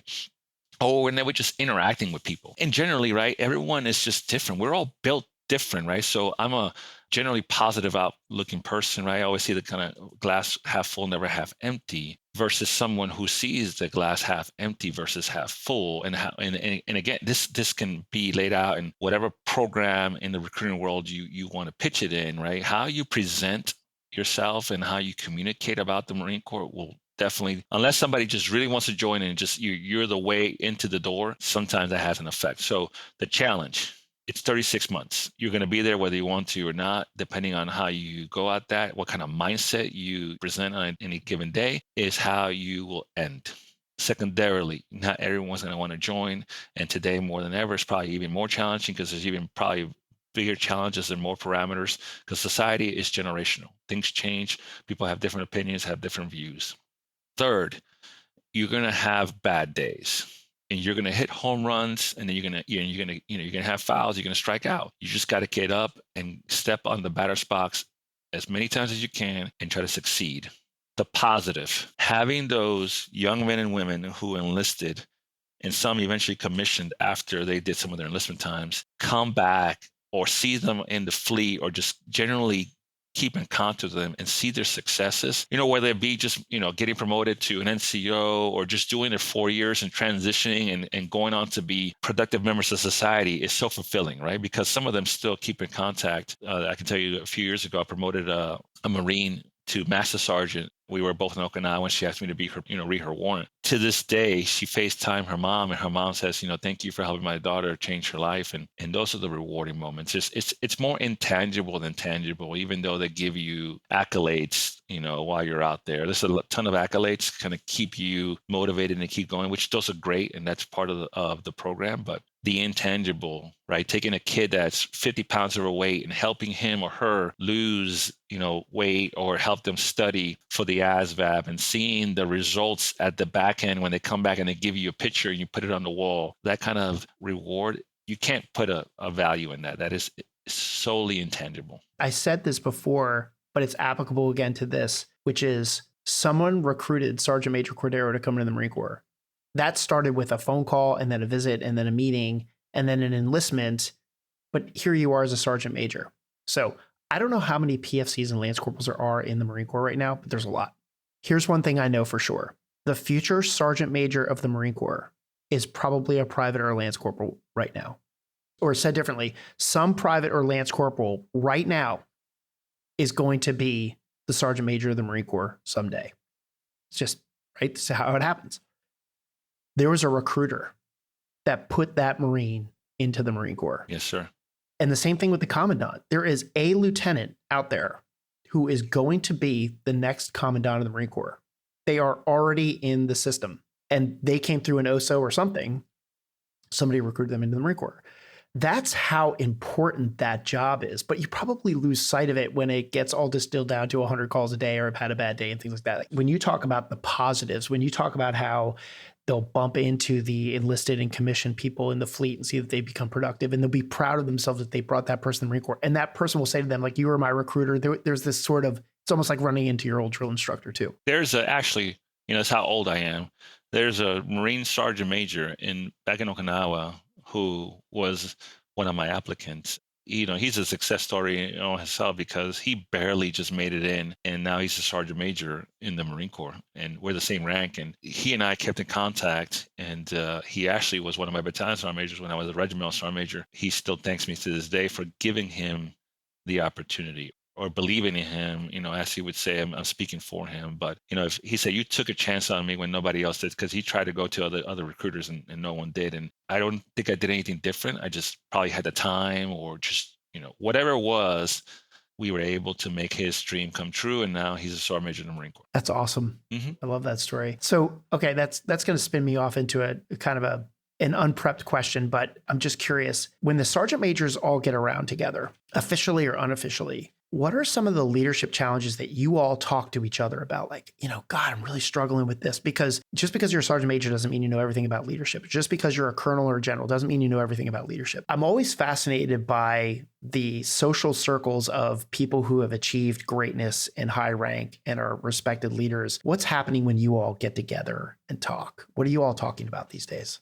Since I'm in a joint environment now, we talk about what's happening here in this environment. But if I was back in the fleet, we would try to talk about the challenges being presented in, our small neck of the wood, our small piece of pie. And then if at large, there was a project or something that holistically from the senior leader levels they wanted us to look at, we would talk about that and how to, use our ideas, right? Or depending on the operational tempo, what unit could take the lead in that project and tackle that, and or collectively as a group come together and build a cohort and say, hey, can you give me, one guy and things like that. And I think that happens every day at every unit level, but we would talk about that, or challenges within our own MSC or our own regiment and hey, what are we facing together as a collective group? One thing that I think is important to highlight, every leader is working on the next following thing. We're all working on a PhD in the human condition, right? So I hear you say all the time, emerging leaders. Those guys are talking about at the level of an associate's degree, working on a bachelor's degree. At this level, we should all have a PhD in the human condition. And something that we at the senior leader levels, when we get together, we're talking about those human conditions and how they are affecting our Marines and sailors, and here in the joint world, how they're affecting our service members. So at the senior leader level, what kind of resources and what kind of things can we get at and tackle in our little foxhole to help those individuals, whether it be, hey, I need you to talk to the commander about the operational tempo. And as always, a conversation. We don't have this stuff in this department or in this section. Can you see if you can leverage the four to get us? But at the senior leader level, we're talking about those institutional challenges and how we can help to a degree influence the decision makers in that process. Operational tempo is always a really interesting leadership topic that comes up when people are just bullshitting or complaining or just sitting around having beers or whatever. I've heard the word op tempo 1,000 times a month for the past 35 years. And everybody's always talking about op tempo. And it is a real thing. But I'm wondering, how do you work with your officer counterpart as a senior enlisted on things like op tempo? Because one of the things I don't think anyone ever really talks about is the enlisted community can, let's just use a company for an example. Or somebody who's a platoon sergeant, it's possible they could have been in that unit or at that level the entire time. And they've been there 6, 7, 8 years, maybe even company gunny, kind of that kind of thing, been there forever. And then an officer comes in. It doesn't matter what officer it is, lieutenant, captain, battalion commander, and they've got 2 years. They've got 2 years to do what it is that they love the most about the Marine Corps.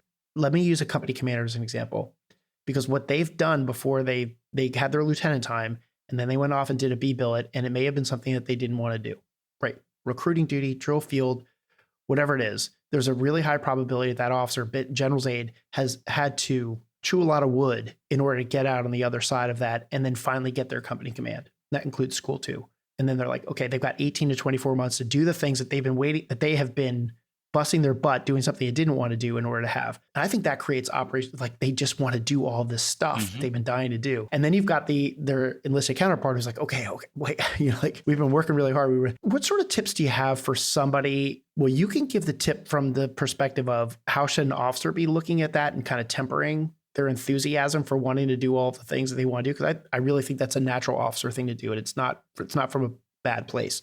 And or to an enlisted counterpart, what sort of advice do you have there to sync up on something like that? I'll use this hat for the first example. Right, so you hear the word, we are charged with the command climate of an organization, right? So that's the first indicator, right? I believe indicators lead to trends, right? So indicator number one, what is the command climate? How is it? And that could be used loosely, right? Because you could say every unit will have a pervasive negative climate because of the operational tempo or not, depending on, again, the organization, what cycle they're in. Are they in a PTP?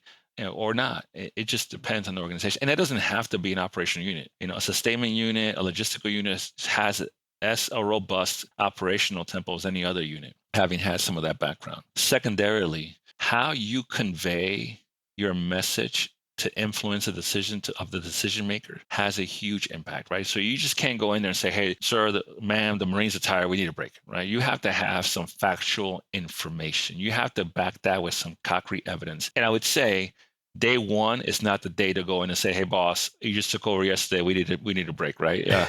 Right. Unless you have like the Amtrak community or the artillery community where you have built relationship, meaning that probably Staff Sergeant Cordero ran into help Second Lieutenant Armstrong, and then you've sustained relationships because our communities are just small. Sometimes you have to build relationships and trust as you fly the plane, right? As you're building and operating the plane at 30,000 feet and say, hey, boss, we need to bring that down to the 10 to 5,000 foot elevation because we got to work on some systems. And in the system, meaning the human system or the maintenance, or we're running out of resources. We don't have funding. The ranges are not, we are overlapping with other competing interests in whatever the variable is, right? Because the commander's always going to say, well, what's your recommendation, right? What do we do? I would say that. That's what I would ask. Right. Yeah. We're not going to just sit idly by and not train, because I think, again, having had the luxury or the fortune to work with some amazing commanders, they confide in you, and commanders are entrusted to man, train, and equip organizations, right? And every 2 years, they're entrusted to do that. So there has to be a give and take, right? How much give as a commander do you give, and how much take, because you understand that you're responsible for training, manning, and equipping an organization for lethality, right? That's a hard balance, right? Especially when you're trying to advise on to slow the operational tempo. And it just depends on who the commander is and how much he or she's trying to get done in 24 months. It's hard, especially, it's funny because at the tail end of any commander's time, they feel like they don't have, their timeline has been compressed and they didn't get everything done. And again, I've been fortunate to have great commanders that listen to me, and I tell them like, okay, we're going to do all this, but then we need to slow down, sir, or ma'am. We got status of command, we got to prepare, we got to do all that stuff. And fortunately for me, they've all kind of said, okay, Sergeant Major, we'll figure it out. And then they bring in the team, right? They bring in the team, they bring in the OPSO, the ops chief, the XO. We sit around the table, and we've had the ability to influence his or her decision to either ramp, maintain, sustain, whatever it is that he or she wants to do. And sometimes we don't, and because the commander's the final authority, and you just got to live with that at times. Like, hey, we gave a valiant effort, and he or she wants to do this, and we get it done. And at the back end, you reflect, and it wasn't as bad as people think, or the commander then gets a different perspective on the back end, and that's how they learn. That's a great perspective on things. I do think that one of the biggest common threads that I have discovered through this project is that, communication between two people who have different roles in an organization is probably one of the keys to culture and efficiency and command climate and everything. And if people are efficiently talking and effectively talking with each other and openly communicating, there's a lot more that gets understood than if there's just a dictatorship kind of environment going on, either the sergeant major dictatorship or the battalion commander dictatorship or company commander and first sergeant. If those two are working together truly as a command team, that always seems to be the best culture and environment and leadership structure. That's just been my perspective on things. Another thing, it's a transition, not a position, right? So I say that to up and coming first sergeants that want to be sergeant majors. But this can apply to a second lieutenant, a corporal. It's a transitional process, not a position. And I have maintained that kind of metaphor ever since I had the pleasure of working for now the 20th Sergeant Major of the Marine Corps, Sergeant Major Ruiz, when he was the battalion sergeant major and I was his agent as first sergeant. He allowed me to be in the room many times as he and others are discussing and deciding things for the battalion at the time. I don't know when I asked him, like, hey, why do you allow me to be in the room? He's like, I need you to learn, right? If you're going to be a battalion sergeant major, there's things that you need to know that you're not going to get sitting from your foxhole in the H&S company office. So he allowed me to be present in the arena when things were being decided, which helped inform my judgment based on what my experience was. So when I became a battalion sergeant major, it wasn't this nervous moment. It wasn't an aha. It was like, okay, I've had the opportunity to be mentored and coached into this process because I believe it's a transition out of position. And I could put that in a different context to say, work your boss out of a job. You ever heard that back in the day, right? You're working 2 levels up, or you should be striving for 2 levels up. I just say it in that way because I think it makes sense for how I communicated. And that's just the way I communicate to first ones. Like, hey, when you get that sort of office, it's a transition, not a position. But that could apply for an ops chief. It's not that was a lock chief, if you want to say it in the community of the AAVs, right? Because you have a lock chief and an ops chief, and they're interchangeable, right? It just depends on your background. Since we're talking about operations, this is something that I've observed over the past couple of years. We talk about culminating event. Whatever organization you want to put the variable, you hear some planner say, "Hey, sir, the culminating event is this." In my mind, it's just my perspective. There is no culminating event. If you're wearing this uniform, you're just going to continue to man, train, and equip. You're going to go out there. You're going to row hard. You're going to come back, reset, refit, and then you're going to get back out there. Finding the balance of maintenance, that human behavior, taking care of your people, taking care of your equipment, balancing your resources, higher priority versus low priorities, commander's responsibilities. And the mission is where the leader really has to find the science behind the art. And that's a hard thing to do to manage for any leader, right? So it just depends on that. But I hear this a lot lately. This is a culminating event. This is, to me, what we do is there's no culminating event. Just reset, refit, and get it back out there and do it again. That's how we sustain the transformation. This is generational. Every 10 years, you pick your number, your high water mark, and it starts all over again. Or the equipment evolves, adapts, and then we got to retrain, reset, refit, or the adversary adapts, and we got to train, reset, refit, or we get a new adversary, retrain, refit. But there's no culminating event. And I just want to make sure that the listeners understand that, because I keep hearing that a lot. Yeah, that's a great point, because it's been over a decade since I had a battery command. So there's been 5 or 6 battery commanders since me.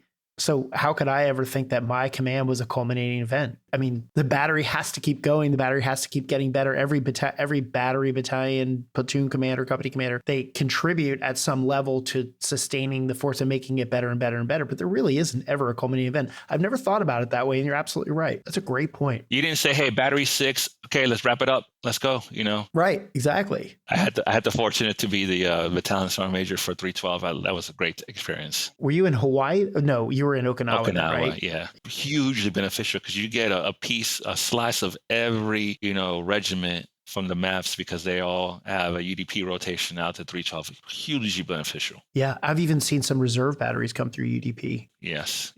Every guest that I've had has had some sort of deployment moment, and throughout a career, everybody has one of those moments where you have either a close call, I call it a teeth-sucking moment, or even a moment where you were just truly scared shitless.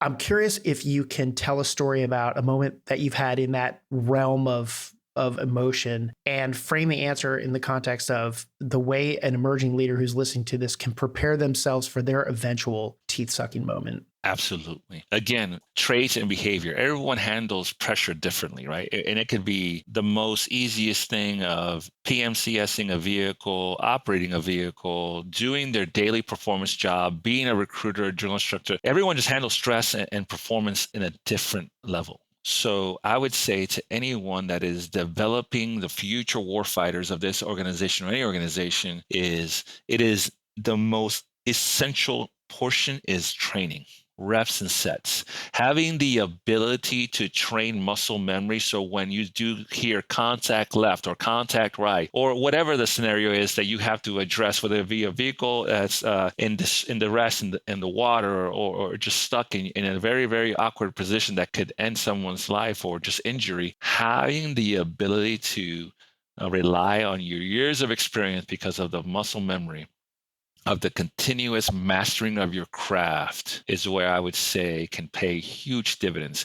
For example, we did not get into per se a firefight, but I was so proud of the men and women that I had the pleasure of serving with in Iraq one time. We were, I think, on Bronze Road. I can't remember per se what the actual road, but we were on a road getting ready to go into a town. We stopped to kind of, make sure that everyone was squared away, ammunition, anything was good to go. And as we're getting ready to go, we start hearing pop shots. I didn't say anything. I didn't do anything. As the leader of the platoon, all the Marines kind of intuitively turned their weapon systems and got into their, fighting stance per se. And just standing back and watching that in awe was a huge highlight of, I would say, my formative years as a leader. So again, it doesn't matter if you're a corporal. If you're a corporal or a first lieutenant or second lieutenant and you are developing, training, operating, or just training your Marines to do whatever they're required to do, admin, logistics, communications, having them master their craft will settle them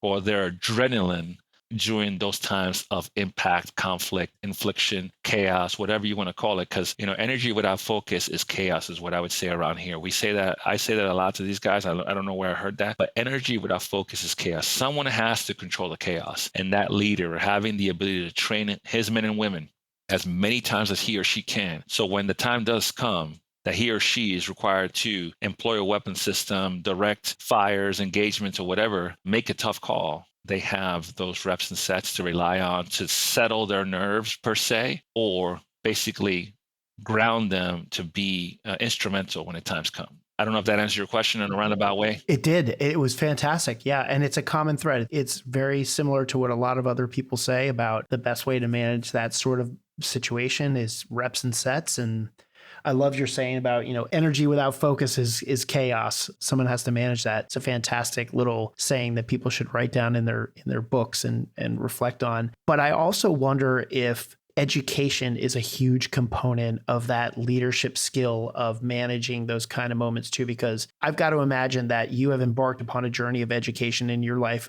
ascending up to the rank of sergeant major. And I'm wondering if you can talk about how education has played a role in your leadership. Yes, sir. I think without education, I would not be the leader that I am today. It has completely reshaped the way I lead, the way I think, and the way I assist my commanders, whether it be guidance, coaching, mentorship at any level in the formation, all the way down to the deck plate. Having now the knowledge that, again, leadership is an art, and how you derive to the science is completely different because of knowledge. And it all started with this PFC named PFC Doherty, who is now retired First Sergeant Doherty, who, when we relocated together, and he was with me in Delta Company 29 Palms, I was the sergeant, and he was the PFC corporal slash sergeant. And, we both got promoted. He became a lance corporal, I think. And then I departed, and he went to OIF1.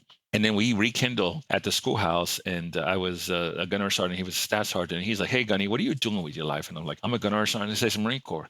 Hoorah, and things like that. And he's like, "Hey, I'm working on my bachelor's." I was afraid. That was all it was. I was afraid to embark of the journey of knowledge because I didn't believe I had the ability to pursue an education based on my upbringing and where I grew up. I just didn't get the same level of education, academic rigor that somebody else did like him. But he pushed me. He kept pushing me. And eventually I started the journey of education in 2008. And to this day, pursuing a PhD in my 5th class, starting my 6th class in a week or so. But it all started with Staff Sergeant Doherty, who was my PFC back in Delta Company. Again, influence, right? Who you surround yourself is a huge indicator of who you are. Successful people hang around the successful people. I've maintained a relationship with him even to this day. He pushed me, along with some others, to go for my master's. But let me talk about one critical point that I learned from Sergeant Major Cordero, retired. One time he was giving a speech or a brief when he was the Indo-PACOM Sergeant Major. He kind of solidified the following statement, which is why education is so important. not just professional military education, but education at large, self-development. He said, if you're wearing this uniform, and we were all in uniform, you need to be a warrior scholar and you need to study your craft. That's why mastering your craft is so important. Yeah, you can be a jack of all trades and a master of none, but you also need to study your craft like most professionals do. We are in a profession of arms, and we are professionals in a profession of arms, so we need to study our craft. So what that meant to me, and that's why I can say about the book, The Generals, because he kind of sparked this continuous learning, lifelong learner, not only for professionally and personally, but I read a lot of history books. I read a lot of books about World War II, and that's why egos and characters are so important to me. You know, how generals led back in the day, depending on their character and their personality, says a lot about, you know, how outcomes were evolved, if you want to go down that route. But being able to dive in history books and see how, you know, Guadalcanal was won, how Saipan was won, how World War II was navigated. And even now, leadership books, self-help books, all those things, they help shape how you interact with people on a daily basis. But they also help shape your leadership style. I myself believe myself to be a transformational leader. And if you know anything about, you know, Mr. Burns, the one that came up with the fact in 1979 about transformational versus transactional leader, I say that because I use those talking points to this day. In my mind, a transactional leader is an NCO and a staff sergeant, because that's how I was raised in the Amtrak community, right? Transactional, meaning they're teaching, they're coaching, they're touching things that can help facilitate the developmental process of those junior NCOs or junior Marines, and even the junior officers, like we talked about, shaping and developing those second lieutenants to captains.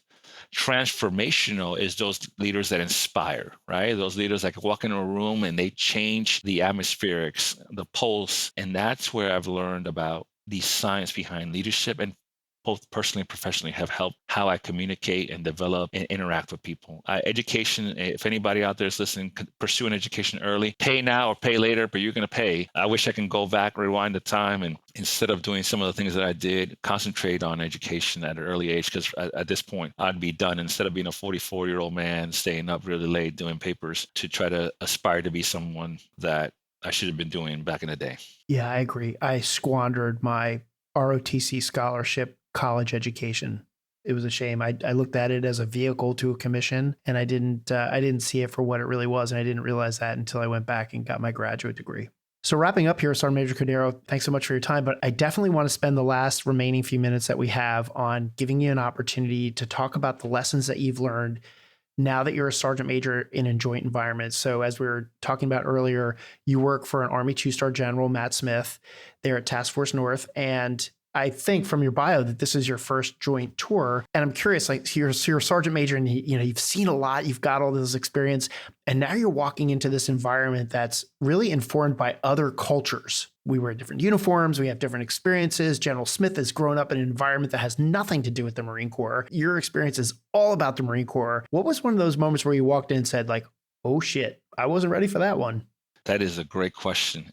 I'll emphasize that again, it's a transition, not a position. So even though that this is a joint organization, what I can tell you is coming in, as long as you are yourself as a leader, right? It doesn't matter what service you're on, which is something that's so great about this organization. And I think any joint organization, every service brings unique capabilities, right? Every service, which is something I'll talk about here in a second. But also the leader needs to be authentic and genuine and understand, right, that you need to understand your audience, right? You need to understand the man in the arena, the woman in the arena, or the audience in the arena, and how to communicate that, because you just can't go in there and throwing knife hands and hoorahs and think that people are going to be receptive to that. But being authentic and being yourself as you communicate whatever the messages that the commander's vision or philosophy or priorities, says a lot about you and what you bring to the table as a U.S. Marine or as a service member. This is a unique organization because you get to interact with not only all components of the DoD, you get to collaborate with law enforcement, interagency, and other communities out there. And getting to see the sheer power of the U.S. government, it is fantastic. Having the ability to sit in a room and understand the different titles and authorities and how we can levy all that stuff to be an assistance in the Homeland Defense has been so rewarding.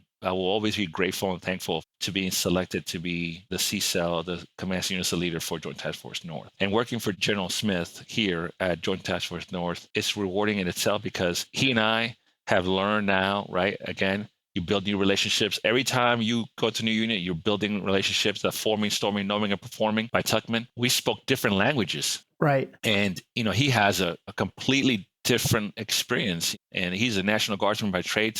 And I'm an active duty sergeant major. I spent my entire life in an active duty component where he's had the ability to go back and forth, even though he'll tell you when he comes on, since when he's been on active duty, basically on active duty orders. It was not challenging. It was just having to learn each other's lingos at the beginning, because he'd be like, so what do you mean, sergeant major? And I'm like, okay, that relearning of communicating to a different audience, it's been rewarding, right? So now I have the ability they say, you speak Army really well now, Sergeant Major. And I was like, thank you. Now I've forgotten 5 things about the Marine Corps. But then even more impactful has been, how do you counsel, how do you mentor the different services, right? It's like talking to an Air Force person versus talking to a sailor is just completely different, right? Like I can speak to a sailor. I'm more comfortable speaking to a sailor than I was at the beginning of this tour to an airman, because those are just touch points, right? Versus sustained relationships with the Navy, because we have the Navy and Marine Corps team throughout our entire careers. So it's just been extremely rewarding. And then we have civilians here and contractors. So just interacting with those guys and gals and how to communicate with them and understanding their schedules and how they're not, 24 hours a day, 7 days a week like we are, things like that. It's very rewarding. I think another thing we should have said at the beginning of this, exposure is everything. Being exposed to different experiences does help shape your leadership style and how you carry yourself. And this has been a true exposure to what the U.S. government and the Department of Defense offers the United States and our nation, our great nation. Yeah. And that's what I would say. I hope that answered your question, sir. Yeah, it did. It's kind of interesting. I've been to a couple Army schools, so I get the Army cultural differences, things. This is sort of a micro mini question, but I'm really curious about the answer, because in the Marine Corps, we call each other by our full ranks, right? Gunnery sergeant, first sergeant, master sergeant. We have very few nicknames, right? I don't even hear the word top used that much anymore. And I hardly ever hear the word skipper used anymore. We use our full ranks. But in the Army, everybody E5 and up is sergeant, no matter what they're. I'm curious, are you using full ranks, or do you adopt their culture, or do you keep our culture right with things like that? You have to be adaptable, right? You have to be flexible. I mean, again, you have to understand your audience. It's a transition at a position. If you're comfortable with addressing someone as Sergeant First Class, that's you. That's your style. Right. But if you build rapport, you build relationship, if you're authentic, you can say, what is Sergeant First Class here is a sergeant. I don't just Sergeant Cordero, I don't call anybody sergeant. I call them Sergeant First Class, Staff Sergeant, but they usually call me CSM.